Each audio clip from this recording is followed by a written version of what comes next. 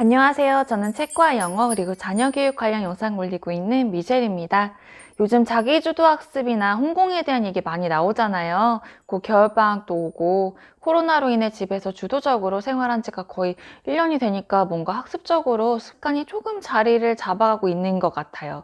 요즘 진행하고 있는 12월 새벽 공부 챌린지 영상 보시고 다시 자기주도 학습 관련 질문을 많이 해주시는데요. 저희 가정에서는 어떻게 이렇게 진행할 수 있게 되었는지 한번 공유해 볼게요. 뭔가 성공담을 담은 것 같은 그런 영상은 전혀 아니고요. 성공한 것도 사실 없어요. 그냥 다른 가정에서도 이렇게 생활하고 있는 건데 저희는 그냥 오픈한 것일 뿐이고요. 다 같이 동참했으면 하는 좋은 취지로 영상 올리고 있고요. 현재 진행 중인 지금의 단계까지 무엇을 더 중요하게 여기고 실천했는지를 좀 공유해 보고자 영상 준비했습니다. 가끔 올라오는 질문들 보면서 어쩌면 부모인 제가 아이와 진짜 어떤 주제를 가지고 어떤 대화를 나누는지가 궁금하신가? 하는 생각이 좀 들 때가 있더라고요. 그래서 어떤 스타일의 대화가 오고 가는지 진짜 별거는 아닌데 혹시 이건가? 하는 생각에 실질적인 예시를 들면서 저희 가정에선 어떤 대화들이 오고 가는지 좀 공유해 볼게요. 좀 재수없을 수 있지만 저희 가정에서는 공부해라, 뭐 독서해라 이런 말은 안 해요. 그럼 시키지도 않는데 아이가 왜 새벽부터 일어나서 공부를 하는지 어떤 식으로 대화를 나누는지에 대해서 좀 자세하게 말씀드릴 테니까 끝까지 시청 부탁드릴게요. 이 영상을 끝까지 시청하시고 각 가정에서도 제시하는 대화법을 좀 실천을 하신다면 아이가 좀 자발적으로 공부를 하고 싶어서 새벽부터 저희 아이처럼 공부를 하겠다면서 책상에 앉아 있을지도 몰라요. 진짜 다양한 예시를 들어서 영상 제작할 예정이라서요. 무지무지 길어질 것 같아요. 그래서 여러 개로 좀 나눠서 편집해 볼게요. 진부적인 얘기지만 공부는 남이 시켜서 하는 것이 아니라 결국 자신이 스스로 하고 싶어야 할 수 있어요. 부모는 그냥 옆에서 장려하는 것 뿐이에요. 무슨 과목을 공부할지에 대한 대화보다 왜 공부를 하고 어떻게 공부를 하는 것이 현명한 것인지에 대해 좀 더 포커스를 해서 이야기를 나누시길 추천드려요. 그러면 자연스럽게 무엇, 즉 어떤 과목에 대한 얘기도 나오겠죠. 그런 대화로 서서히 인도하시면 되세요. 이렇게 생각하는 걸 연습하다 보면 아이표 공부로 발전해 나갈 거예요. 아이가 필요한 것을 먼저 요구할 날이 온다니까요. 엄마, 저는 수학 문제집 중에 비상 디자인이 마음에 드니까 6학년 2학기 라이트와 파워 주문해 주세요. 이런 식으로. 왜 공부를 해야 하는지에 대한 대화를 어떻게 평상시에 하는지 예시를 좀 들어볼게요. 예를 들어 시키지 않아도 아이들 막 자동차나 뭐 공룡 이름 다 알고 레고 캐릭터 다 알고 이러지 않나요? 여자아이들은 뭘 좋아하나요? 이런 동물 캐릭터 이런 거 좋아하려나요? 근데 이제 그때 아이가 그냥 이런 거 좋아하나 보다 하고 넘어가는 것이 아니라 어떻게 아이가 이 관심 있는 것을 접목시켜서 이 관심을 학업으로 끌어올 수 있을지를 고민하시고 대화를 나누시는 거예요. 공부를 시키는 것이 아니라. 예를 들어 저희 아이는 자동차에 관심이 많더라고요.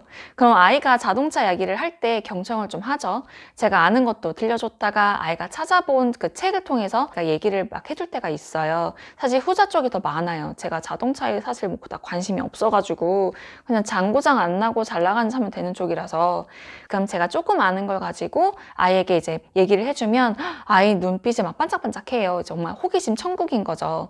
자동차를 누가 처음 만들었는지, 뭐 지나가는 자동차 보면 그 어느 나라 차인지, 이름은 뭔지, 브랜드는 뭔지, 그럼 그 차를 만든 나라의 국기는 어떻게 생겼고, 그 나라의 인구는 몇 명이고, 지도상에 어디쯤 위치하는지, 그 차 브랜드를 이끌어가는 인물, 그러니까 CEO는 누구고, 그럼 예를 들어 굵직굵직하게 머세디스 벤츠, 뭐 포드, 아우디, 기아, 현대, 볼보 이런 것들이 이제 술술 나오겠죠. 그럼 차 엔진은 어디 게 좋고, 왜 좋고 어느 기술과 어느 기술이 만났는지도 알 수 있게 되고요. 차를 외형적으로 또 어떻게 나누는지에 대한 얘기도 할 수가 있어요. 차를 외형적으로 나누자면 경차, 뭐 세단, 쿠페, RV나 SUV가 있고 외건, 뭐 컨버러블, 뭐 리무진 이런 식으로 좀 이렇게 종류가 있잖아요. 뭐 이런 얘기도 할 수 있고 중국이 요즘 또 자동차 산업에 세계적으로 몸집을 불려가고 있잖아요. 뭐 어떤 자동차 회사와 M&A를 했는지 진짜 M&A를 했는지 안 했는지 그럼 M&A는 뭔지 이런 대화도 할 수 있죠. 요즘 또 전기 자동차가 핫하잖아요. 종류가 뭐가 있는지에 대해서 궁금해할 수 있어요. 예를 들어 뭐 풀 하이브리드 카, 뭐 마일드 하이브리드, 뭐 플러그인 하이브리드, 그리고 아예 전기 자동차가 있대요. 그러면 비슷한 점과 다른 점에 대해서도 얘기할 수 있고, 자동차 디자인상 자체가 낮은 게 더 좋은지 높은 게 더 좋은지, 뭐 각각의 문제는 뭔지, 또 그런 걸 설명하려면 뭐 에어 저항력이 어쩌고저쩌고 뭐 이런 얘기가 나올 수밖에 없어요. 그럼 그게 또 물리 그 피직스인 거잖아요. 이런 거 일산 뭐 현대모터스 스튜디오를 가면 생생하게 설명해 주고요. 과창과학관에 가면 정말 엄청난 스케일로 볼 수가 있어요. 그럼 자동차 하나의 토픽을 가지고 과학, 역사, 인물 이야기로 점점 확산이 될 거고, 그러면 나는 뭘 하고 싶은지, 예를 들어 차 디자이너가 되고 싶은지, 엔지니어가 되고 싶은지, 프로그래머가 되고 싶은지 같은 이런 식의 얘기로도 흐를 수가 있죠. 아이가 자동주행차에 관심이 많은데 어느 회사가 R&D에 투자를 많이 하는지, 예를 들어 구글의 웨이모나 테슬라가 요즘 뭘 하고 있는지, 직면하고 있는 제약 조건이 뭔지, 한국 기술력은 어디까지 왔는지, 그러다 보면 또 공급과 수요에 대한 얘기로 경제학적 측면에 대해서도 얘기할 수 있고, 법률적인 측면도 얘기할 수 있죠. 만약 자동주행 모드로 운전을 시켰는데 차사고가 났어. 그럼 누구 책임이야?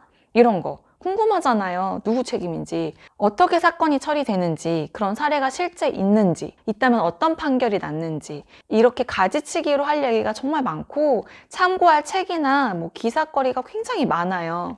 우리는 그냥 그런 책이나 기사를 쓱 아이에게 보여주면 돼요. 그럼 이런 내용을 자연스럽게 영어 교육으로 연결할 수가 있어요.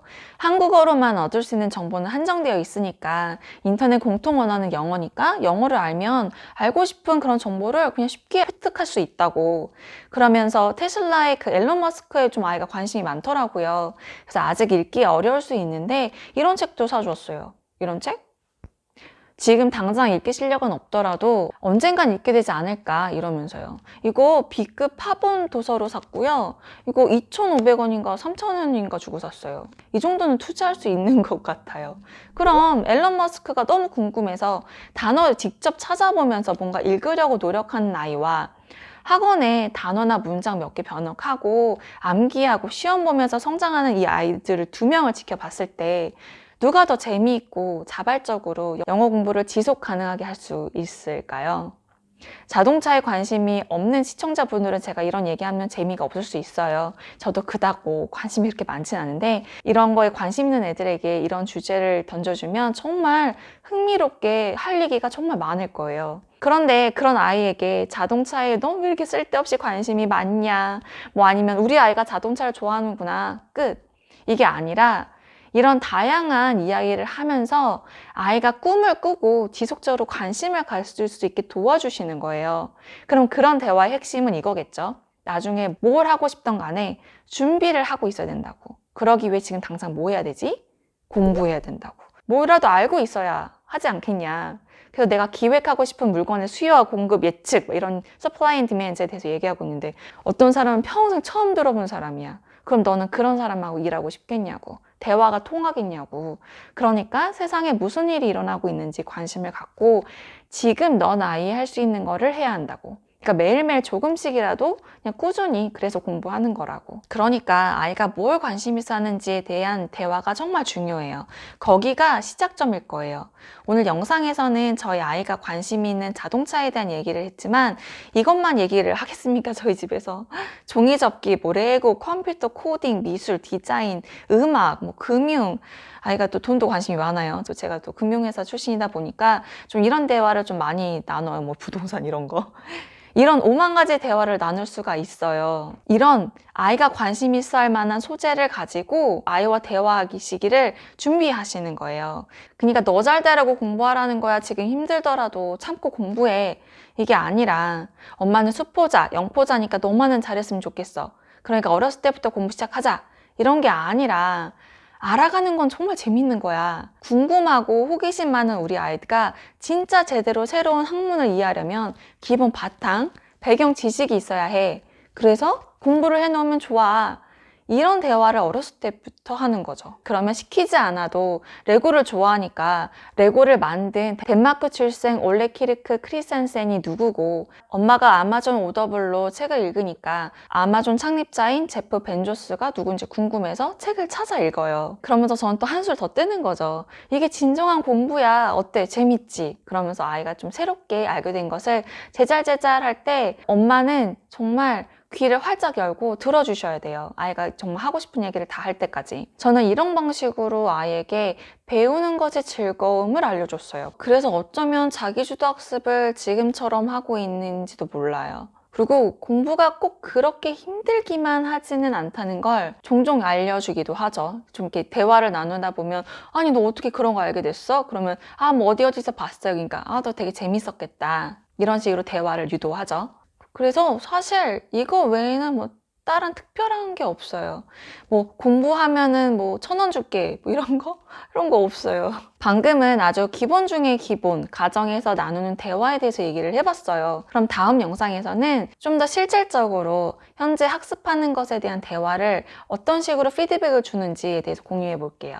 오늘 영상은 여기까지고요. 내용이 유익했다면 구독과 좋아요 부탁드리고요. 저는 그럼 또 다른 영상으로 찾아뵙겠습니다. 모두 건강하세요. 감사합니다.